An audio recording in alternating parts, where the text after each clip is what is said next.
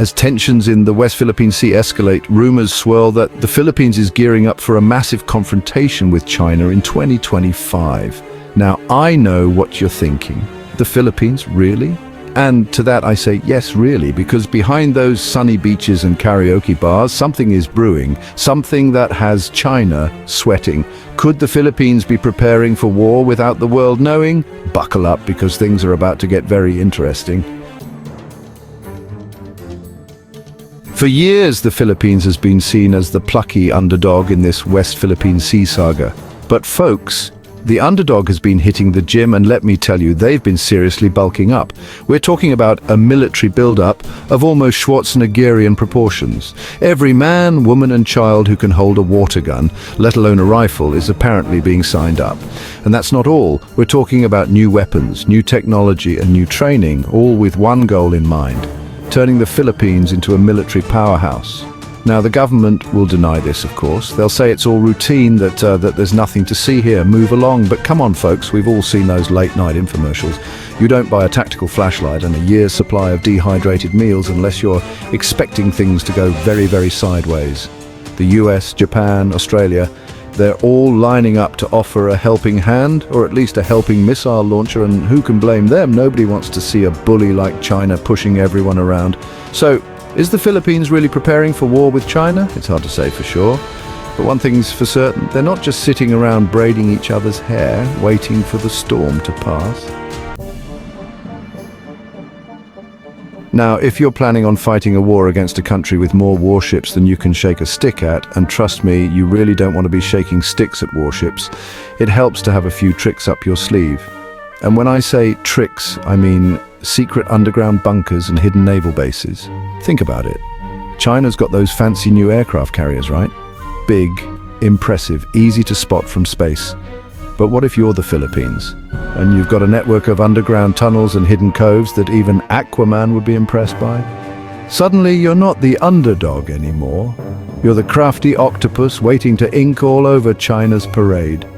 Rumors abound of secret facilities being built deep within the Philippine archipelago. We're talking about bunkers so deep they could double as luxury condos for mole people capable of withstanding anything China can throw at them. And the naval bases, forget Subic Bay, we're talking about hidden coves and inlets accessible only by submarine or trained dolphin. The strategic advantage of such a move would be undeniable. It's like playing poker and realizing that your opponent has been dealt an extra hand of cards, but they're all hidden up their sleeves. Let's be honest, folks, no one wins a war with just good intentions and a well-rehearsed rendition of Bohemian Rhapsody. You need some serious hardware. And when it comes to the Philippines' secret arsenal, let's just say they're not messing around.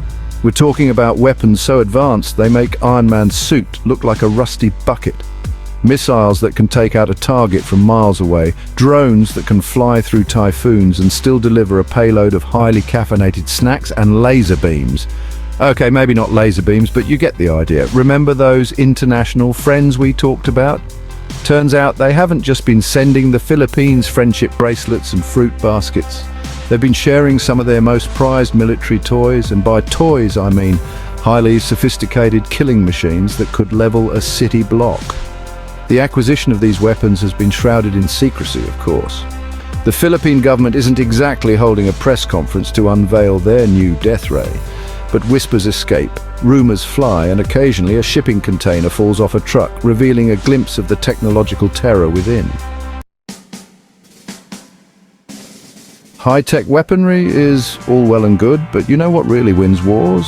Grit, determination, the kind of soldiers who can eat barbed wire for breakfast and floss with concertina wire.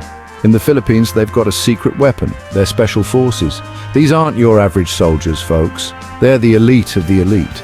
Practically superhuman, they can disappear into a jungle with a toothbrush and a spork, pushed to their absolute limits, physically and mentally, forged into weapons of war.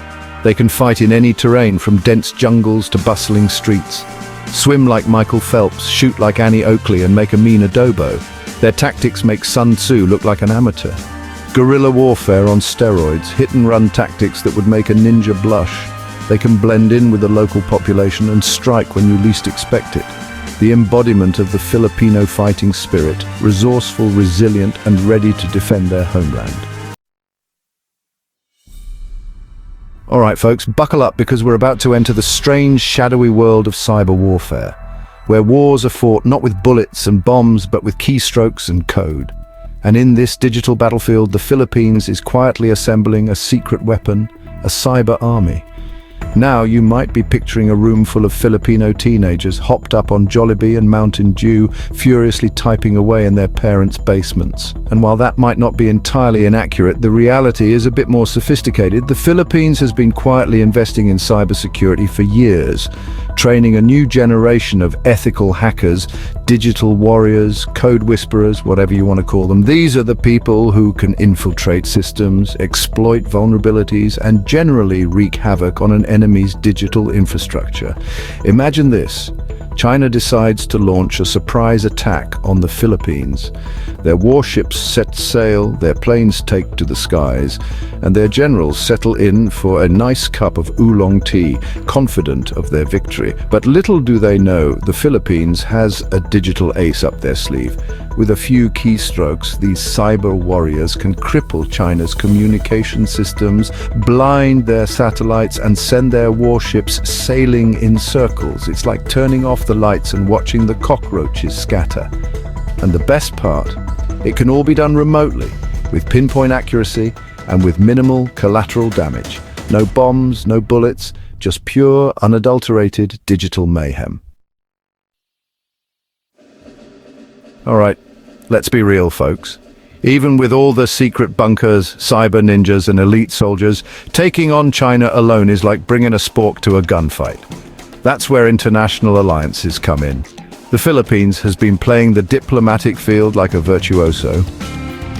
We're talking about the big guns, the United States, Japan, Australia. They're conducting joint exercises, sharing intelligence, and letting China know they're messing with the whole gang in the West Philippine Sea.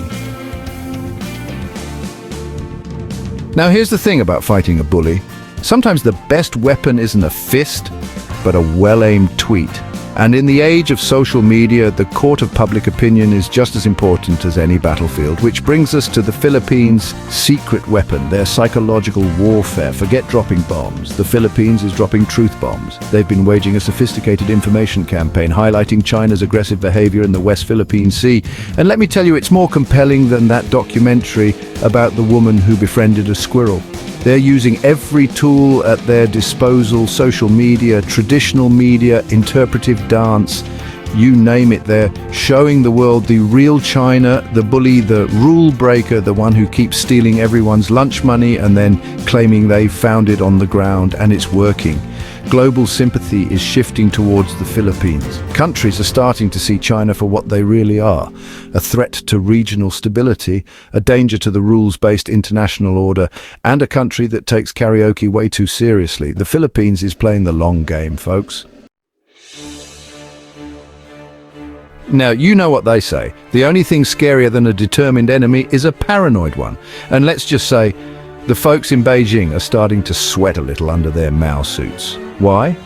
Because they're starting to realize that they might have misjudged the Philippines. Imagine you're China, used to throwing your weight around, used to everyone cowering in your shadow.